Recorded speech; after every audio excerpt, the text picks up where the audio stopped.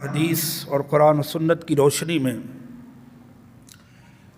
حضرت ابوبکر صدیق رضی اللہ تعالیٰ عنہ کی شانوں کے مختلف پہلو نظر آتے ہیں، اور اس کے اندر بہت سارے موضوعات، بہت سارے ٹاپکس اور بہت سارے عنوانات جو ہیں وہ ہمارے سامنے آتے ہیں۔ قرآن کی بہت ساری آیات بینات ہیں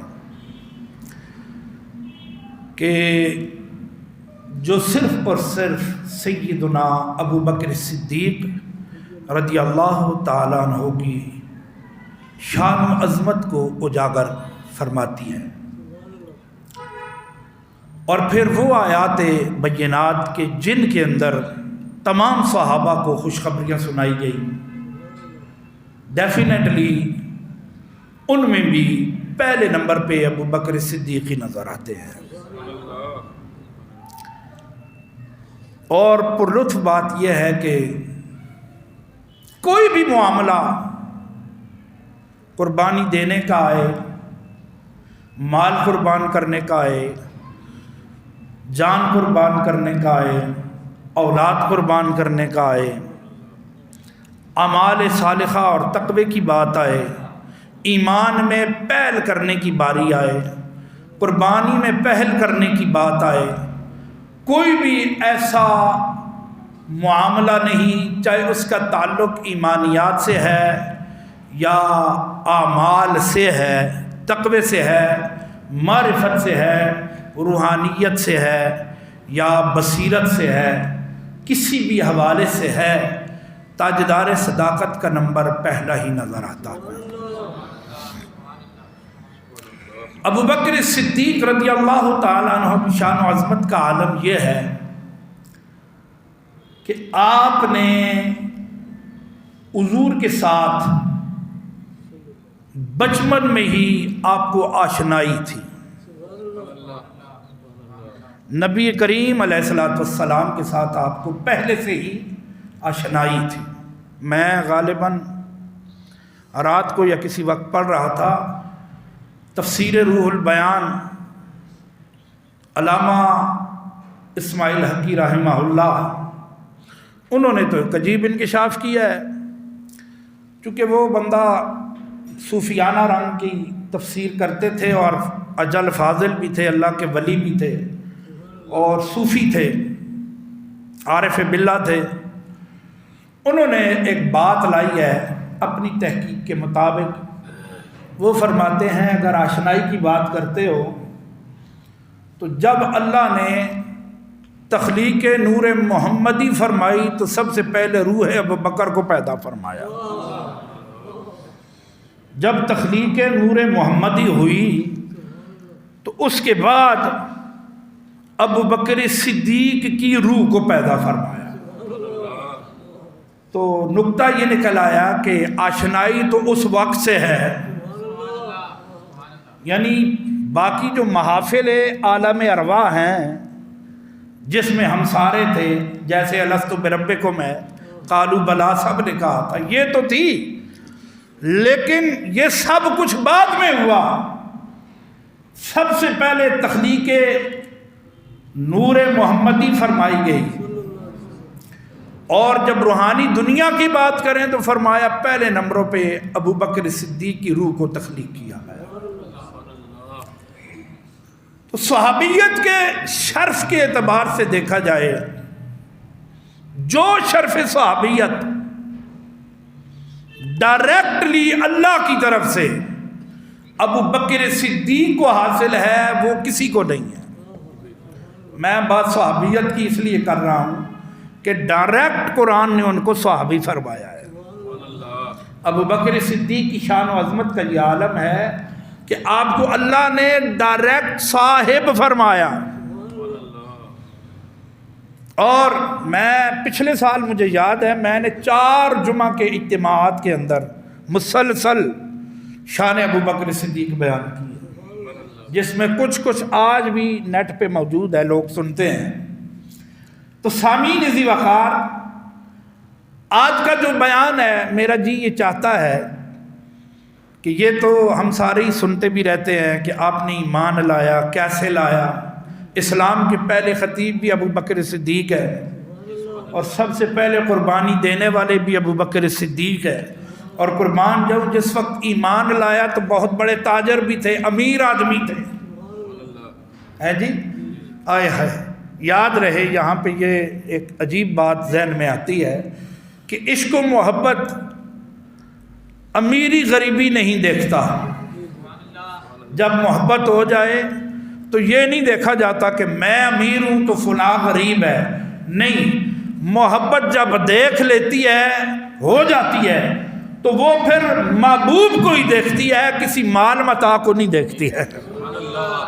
اور ان میں جب بھی آپ بات کریں گے، چاہے قرآن سے کریں، احادیث مبارکہ کی روشنی میں کریں، اقوال صحابہ کے اعتبار سے کریں، شان صحابہ کے اعتبار سے کریں، ائمہ مجتہدین کی شان و عظمت کے حوالے سے کریں، ہر کسی بھی اینگل کی طرف سے آپ آئیں، ہر اینگل سے آپ کو ابو بکر صدیق نظر آئیں۔ یہ پچھلے دنوں پہ میں نے مسلسل 4 یا 5 جمعہ کے اجتماعات کے اندر ختم نبوت پہ بیان کیا ہے، مختصر کیا ہے، ورنہ میں غالباً رات کو بھی کہیں بات کر رہا تھا۔ اگر میں نے کوشش تھی آپ کو مواد پہنچانے کی، تو جو تیار کر کے آپ کے سامنے پیش کرتا تھا اور لاتا تھا، یقین کریں وہ 100 میں سے صرف 30% بھی مکمل نہیں ہوا ہے۔ لیکن آپ نے اندازہ لگایا ہوگا کہ ختم نبوت کی بھی جب باری آئے تو ابو بکر صدیق پہلے ہی نمبروں پہ نظر آتے ہیں۔ ایسا ہے کہ نہیں؟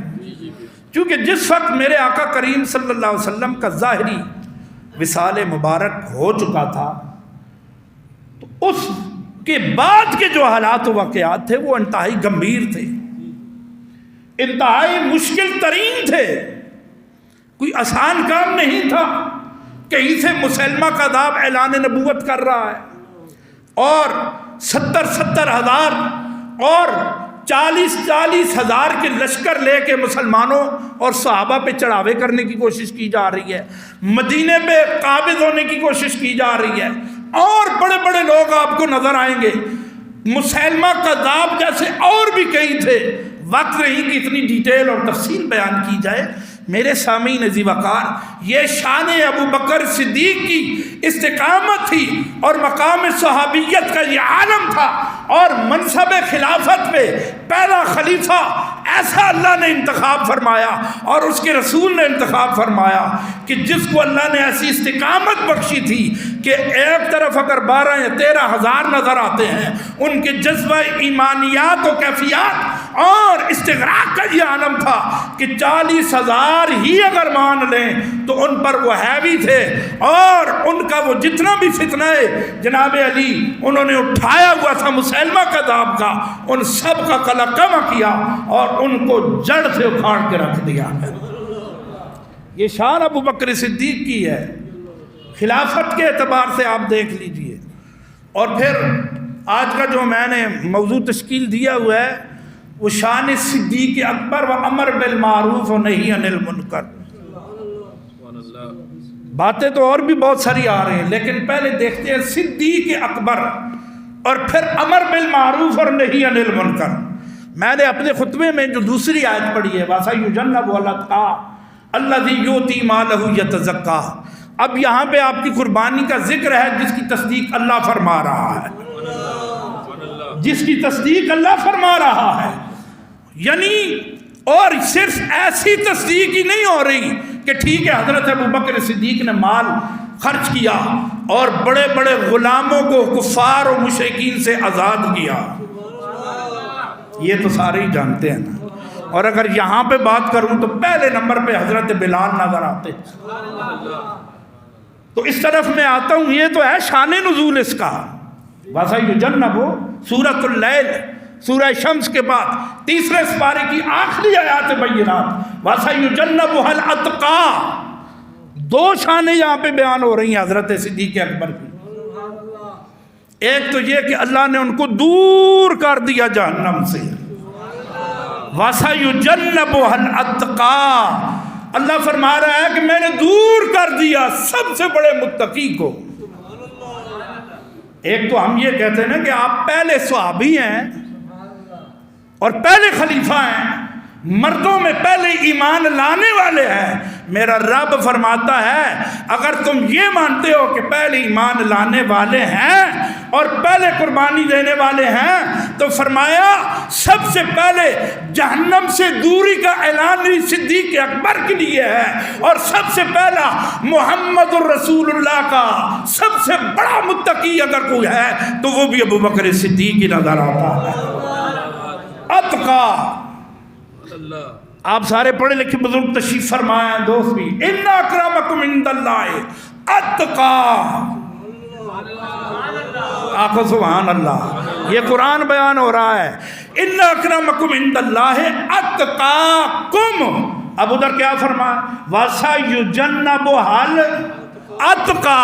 پتہ یہ چلا کہ ابو بکر کی ایک شان یہ ہے کہ وہ پہلے سے ہی اللہ نے ان کو جنتی فرما دیا۔ ویسے میرے آقا نے تو فرمایا نا ابو بکر فی الجنہ، عشرہ مبشرہ بھی آپ گنیں گے تو پہلے ابو بکر ہی آئے گا، ایمان میں گنیں گے تو پہلے پھر ابو بکر صدیق ہی آئیں گے، اور تقوی اور متقی اس کو گنیں گے تو فرمایا پھر بھی ابو بکر ہی نظر آ رہے ہیں۔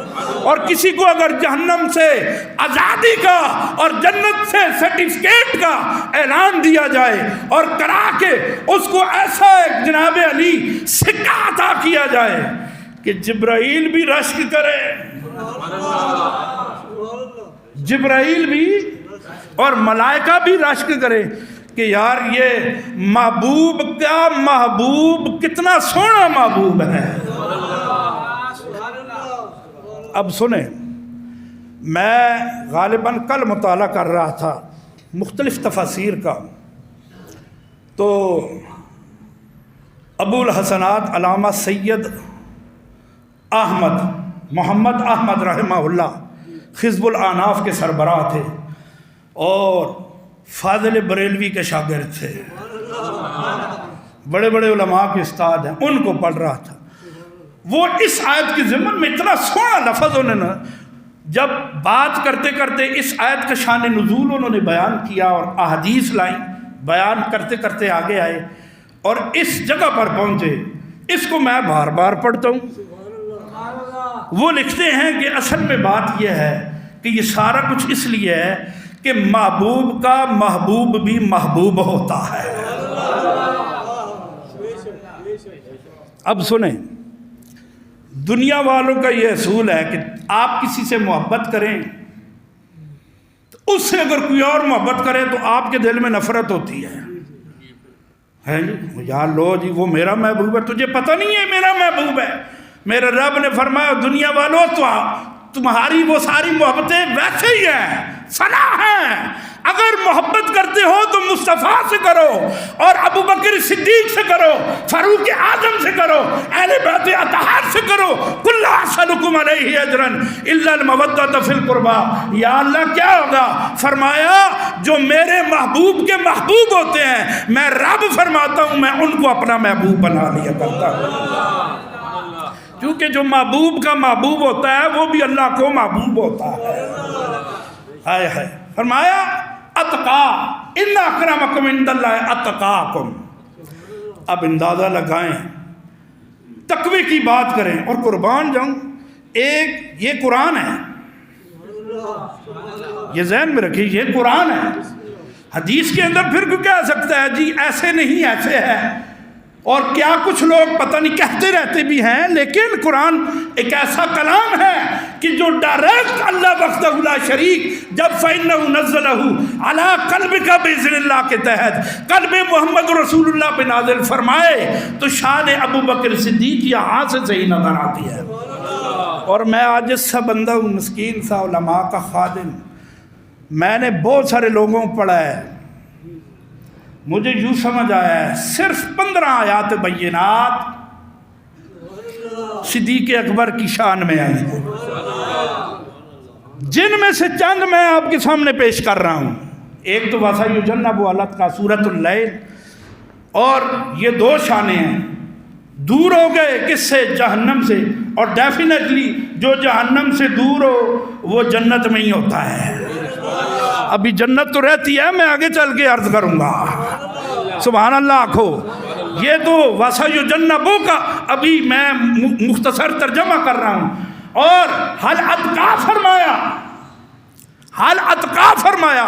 اب میرا دل یہ چاہتا ہے کہ چونکہ اتنا وہ سارا کچھ بہت سارا ماشاءاللہ وہ سامنے آ رہا ہے، سوچ رہا ہوں کہ لفظ صدیق پہ گفتگو کروں، اتقا پہ کروں، یا الذی یؤتی مالہ یتزکا پہ کروں، یا وما لأحد عنده من نعمت تجزی الا ابتغاء وجہ رب الاعلی پہ کروں، یا ولسوف یرضی پہ کروں۔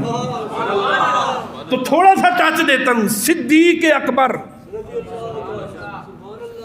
اکبر یعنی بڑا صدیق، میرے آقا کا سب سے پہلا مصدق ہے، اور معجزہ معراج کا بن دیکھے سب سے پہلا مصدق، بن دیکھے سب سے پہلا مصدق۔ اور علامہ فخر الدین رازی رحمہ اللہ صاحب تفسیر کبیر نے ایک آیت لائی، اور انہوں نے بہت ساری حدیثیں لائی، اور انہوں نے فرمایا، قرآن نے یہ جو فرمایا والذی جاء بالصدق، بالصدق سے مراد فرمایا سچ لانے والے محمد رسول اللہ، وہ کہ جنہوں نے سچ لایا، اور فرمایا وصدق بہ اولئک ھم المتقون، فرمایا سب سے پہلے جس نے اس سچ کی تصدیق کی اس شخصیت کے نام صدیق اکبر ہے۔ اب سمجھ گئے ہوں گے کہ صدیق اکبر کیوں کہا جاتا ہے۔ اور ایک اور آیت لاتا ہوں، چلو آپ کا ایمان تازہ ہوگا۔ معروف آیتیں پیش کر رہا ہوں تاکہ ہر کسی کو سمجھ آئے۔ فرمایا وَمَن يُطِعِ اللَّهَ وَالرَّسُولَ فَأُولَٰئِكَ مَعَ الَّذِينَ أَنْعَمَ اللَّهُ عَلَيْهِم مِّنَ النَّبِيِّينَ وَالصِّدِّيقِينَ۔ آنکھوں سبحان اللہ۔ میں سوری یا شعر اس لیے نہیں پڑھتا کہ آپ کو زیادہ قرآن کی آیات اور احادیث کی روشنی میں مواد پیش کروں، ویسے ذوق بھی پورا کروں گا، تھوڑی سی مگر توجہ چاہوں گا۔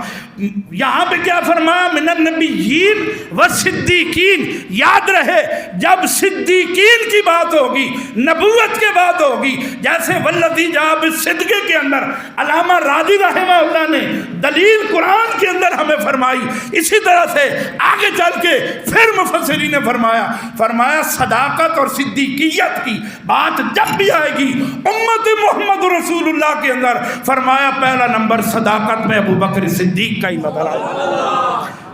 دو وجوہات، دو آیات ہو گئی۔ تیسری فرمایا، تیسری وجہ یہ ہے کہ جب حضور معجزہ معراج سے واپس آئے تو ابو جہل اینڈ کمپنی ساروں نے شور شرابہ شور و غل کیا، یہ کیسے ہو سکتا ہے کہ اتنا جلدی ایک بندہ جناب علی حرم سے چلے، پھر بیت المقدس میں جائے، وہاں سے آسمانوں پہ جائے، پھر اتنے بڑے بڑے دعوے کرے، عقل نہیں مانتی۔ وہ سارے چلے گئے، آؤ پہلے ابو بکر سے بات کرتے ہیں۔ دروازے پہ دستک دی، آ کر کہا کہ اگر کوئی یہ کہے کہ میں یہاں سے وہاں گیا اور بیت المقدس سے پھر آسمانوں پہ گیا اور میں نے یہ دیکھا ہے، آپ نے فرمایا تم کیسے یہ باتیں کر رہے ہو؟ کہنے لگے جس کے ساتھ ہر وقت تو رہتا ہے اس نے یہ دعویٰ کیا ہے۔ آپ نے فرمایا یہ تو چھوٹا ہے، اس سے بڑا دعویٰ ہوتا تو میں وہ بھی مان لیتا۔ آقا سبحان اللہ۔ بھائی جب عقل پیچھے رہ جائے، یہاں پہ اب عقل نہیں ہے، کوئی عقل والے ہوتے تو کہتے یار اچھا یہ عقل کو درمیان میں لاتے نا، لیکن وہ انہوں نے کہا اگر ایسا ہے تو چونکہ میں عاشق ہوں، عشق یہ کہتا ہے کہ میرا محمد سچا ہے۔ اب تھوڑی سی بات سن لیجیے کیا وجہ ہے؟ فرمایا ایمان سلامت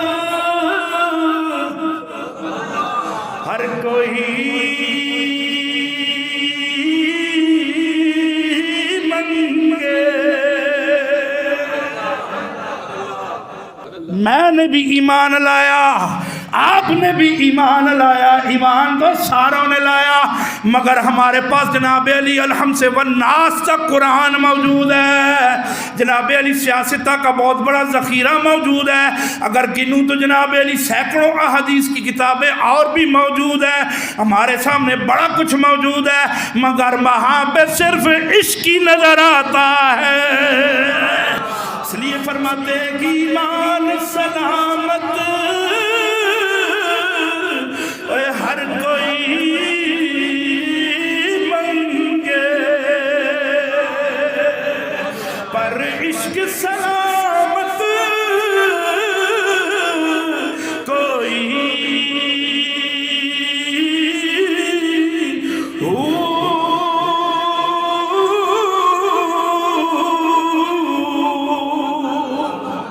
یہ عشق ہی تھا کہ فرمایا اس سے بڑا دعویٰ بھی ہوتا، اور اس سے بڑا دعویٰ کون سا ہے؟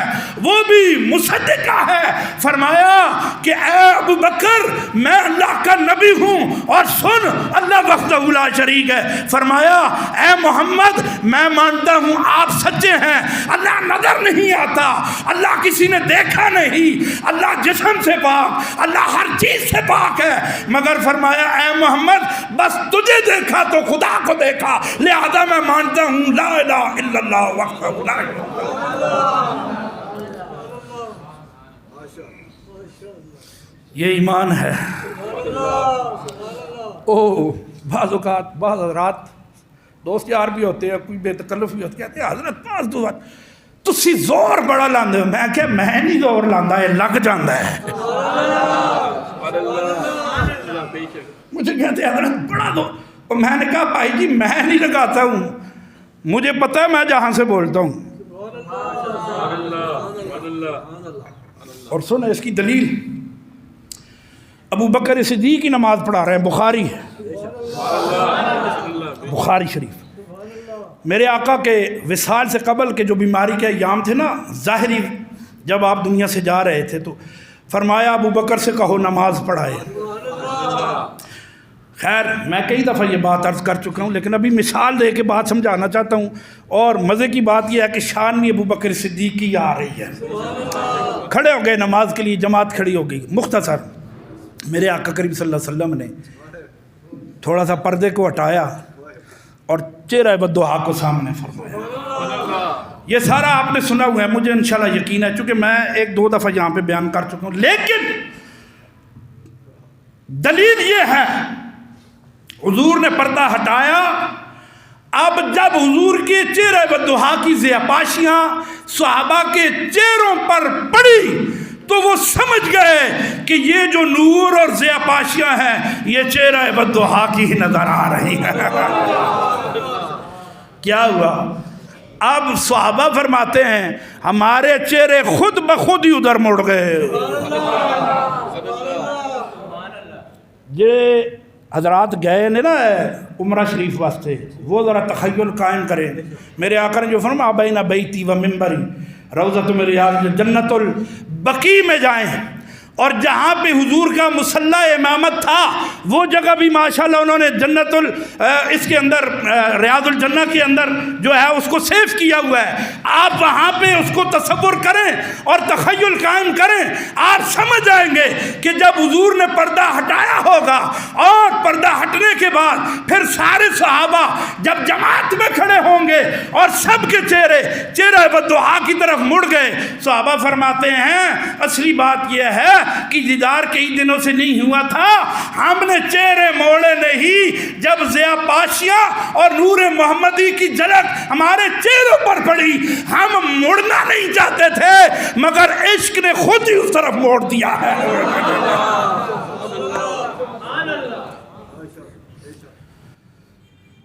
شوق تیرا اگر نہ ہو میری نماز کا ایمان، شوق تیرا اگر نہ ہو میری نماز کا ایمان، میرا قیام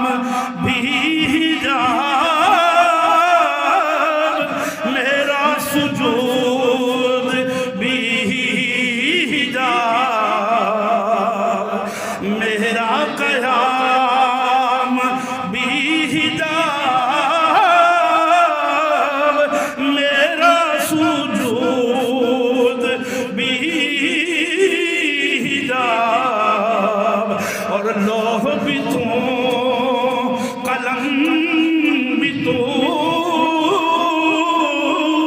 تیرا وجود الکتاب، اور گنبد آب کی نرنگ تیرے محیط میں باب۔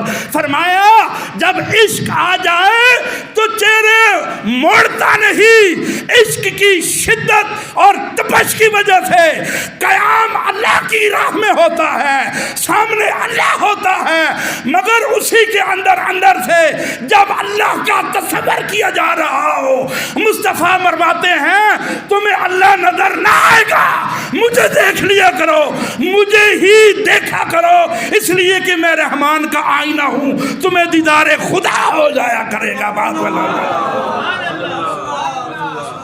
اور یہ نظریہ اقبال نے سمجھایا ہے ابو بکر کے عشق کو پڑھ کے۔ آخو سبحان اللہ۔ شوق تیرا، وہ کہتے ہیں سنگی جی حضور اے زور، میں کیا ہمارا وہ عشق ان کی تو گرد راہ کو بھی نہیں پہنچ سکتے، والعادیات ضبحًا فالموریات قدحًا فالمغیرات صبحًا۔ اللہ تو ان جہاد والے جہاں پہ گھوڑے گزر جائیں اور جس پر صحابہ سوار ہوں اور وہ جو دور اور چنگاری اٹھے، میرا رب تو اس کی بھی قسمیں کھا رہا ہے۔ ارے ہم کون ہوتے ہیں ان کی گرد راہ کو پہنچنے والے؟ لیکن یار محسوس تو ہوتا ہے نا۔ یہ میں بندوں کو بعض کو دیکھ رہا ہوں وہ اندر سے جھوم رہے ہیں، کیوں؟ بیان میں کر رہا ہوں، جھوم وہ رہے ہیں اس لیے کہ یہ محبت کا کنیکشن ہوتا ہے۔ پچھلے جمعے پہ میں نے ایک پوائنٹ دیا تھا، موضوع تھا والدین کی ذمہ داری کیا ہے اولاد کے لیے، اور میں نے ایک آخر پہ جملہ دیا تھا اور قرآن کی آیت کا ترجمہ کیا تھا کہ حضرت نوح علیہ السلام کا بیٹا کشتی میں سوار نہ ہو سکا اور غرق ہو گیا۔ جواب یہ آتا ہے میرے رب نے فرمایا اے نوح بیٹا اگرچہ ہے مگر بیٹا تیرا ہے، میرے ساتھ اس کا تعلق نہ بن سکا اس لیے کہ ایمان نہیں لایا۔ ایمان بڑی چیز ہے، اور یاد رہے ایمان ہی کا ایسا تعلق ہے، ایمان ایک ایسا تعلق ہے کہ جو آپ کو جنت میں کیا، برزخ میں کیا، دنیا میں کیا، میدان قیامت میں کیا، یہ ایمان کام آئے گا۔ اکھے جی ایمان ہوتا کیا ہے؟ میرے رب نے فرمایا احب الیکم من اللہ ورسولہ، اور یہی کچھ تاجدار صداقت نے پڑھایا۔ اچھا جی بات ہو رہی تھی صدیق کی، کافی چلو چونکہ عشق چونکہ بات جب صدیق اکبر کی ہو تو پھر عشق کی تو ضرور ہوتی ہے نا جی، پھر عشق کی تو ضرور ہوتی ہے۔ خیر صدیق اکبر یہ تو سمجھ گئے کہ آپ صدیق اکبر ہیں، قرآن بھی سنا ہے۔ اچھا جی اب قرآن نے ان کو یہ فرمایا سیجنبھا الاتقیٰ، سب سے بڑے اتقیٰ متقی پرہیزگار، اللہ کے نیک بندے، اللہ کے نیک بندے، الذی یؤتی مالہ یتزکیٰ، اور یہ مال خرچ کرتا ہے صرف اس لیے کہ پاک ہو جائے، مال خرچ کرتا ہے۔ اچھا جی ابو بکر صدیق نے یہ جو قرآن کی آیت کا شان نزول ہے یہ بتاتا ہے کہ انہوں نے حضرت بلال کو بھی خرید کے آزاد کیا، خریدا، اور بھی کئی 7 غلام جن پہ ظلم و ستم ڈھائے جاتے تھے ان کو خریدا، لیکن جو ترہ امتیاز ہے چونکہ بلال کا عشق مشہور ہے، بلال کا عشق مشہور ہے، آپ نے خریدا۔ اور جب اس وقت کے جو مشرکین مکہ انہوں نے کہا نہیں انہوں نے کوئی بلال کا کوئی احسان ضرور ہوگا، بلال کا کوئی احسان ہوگا، اس لیے ابو بکر نے اس کو خرید کے اسلام کی خاطر آزاد کر دیا ہے۔ اب خاموش رہے ابو بکر، ساری ہر طرف خاموشی ہے، میرے آقا بھی فی الحال خاموش تھے۔ بس یاد رکھ لو، جہاں پہ مصطفیٰ اور ابو بکر خاموش رہے، میں پھر کہہ رہا ہوں، جہاں پہ مصطفیٰ کریم اور ابو بکر صدیق خاموش رہے، اس خاموشی کا راز یہ ہوتا ہے کہ اللہ جبرائیل کو بھیج کے قرآن نازل فرما دیا کرتا ہے۔ الذی یؤتی مالہ یتزکیٰ وما لأحد عندہ من نعمت تجزیٰ، فرمایا کوئی کسی کا احسان ابو بکر پہ نہیں تھا اور نہ وہ کسی سے کوئی بدلہ لینا چاہتا ہے، نو، کوئی کسی کا کوئی بدلہ، کوئی احسان کچھ بھی نہیں ہے۔ ہاں ایک بات ہے، فرمایا الا ابتغاء وجہ ربہ الاعلی، اس رب کریم کی جو سب سے بڑا ہے، فرمایا اس کی الا ابتغاء، اس کی رضا چاہتا ہے، الا ابتغاء، اس کی رضا چاہتا ہے، انتہائی اہم پوائنٹ دینے والا، الا ابتغاء، اس کی رضا چاہتا ہے، وجہ رب الاعلی، جو سب سے بڑا، الا ابتغاء وجہ رب الاعلی، اس کی رضا کے لیے سب کچھ، مال بھی قربان کرتا ہے، سارا کچھ قربان کرتا ہے۔ یا پروردگار عالم، ابو بکر نے مال بھی قربان کیا، پہلا خطیب بھی کی جناب علی بن گیا، اور شہر مکہ کے اندر، مطاف کے اندر پہلے تیری توحید کا ڈنکا بھی بجایا اور ختم نبوت کا اعلان بھی کیا، اور لا الہ الا اللہ کی صدائیں بلند کی، محمد رسول اللہ کا دستور پیش فرمایا، سارا کچھ ہو گیا اور اسلام کا پہلا خطیب بن گیا۔ اور پھر میرے رب نے فرمایا، اوے کفار و مشرکین سن لو، تم باتیں اور تم لگانے کی کوشش کر رہے ہو، یہ دونوں میرے پیارے ہیں، کیونکہ جو محبوب کا محبوب ہے وہ محبوب بھی ہوا کرتا ہے۔ الا ابتغاء وجہ رب الاعلی، میرا رب اعلان فرما رہا ہے وہ میری رضا چاہتا ہے۔ پھر بات یہاں پہ ختم نہیں فرمائی، میرا رب کریم پھر آگے ارشاد فرماتا ہے وَلَسَوْفَ يَرْضَىٰ، آنکھوں سبحان اللہ، میرا رب فرماتا ہے یہ میری رضا چاہتا ہے اور میں اس کی رضا چاہتا ہوں۔ یہ الا ابتغاء وجہ رب الاعلی، یہ میری رضا چاہتا ہے، چونکہ میں مالک ہوں، خالق ہوں، سب سے بڑا ہوں، اور وَلَسَوْفَ يَرْضَىٰ، میں اس سے ان قریب راضی۔ عجیب بات ہے، اس سے اگلی سورت کا نام ہے سورہ والضحیٰ۔ اگر تسی آنکھو سبحان اللہ تو میں پڑھا ہوں، بسم اللہ الرحمن الرحیم، والضحیٰ واللیل اذا سجا، میں جلدی پڑھ رہا ہوں، وقت تھوڑا ہے، واللیل اذا سجا ما ودعک ربک وما قلی وللآخرۃ خیر لک من الاولی ولسوف یعطیک ربک فترضی۔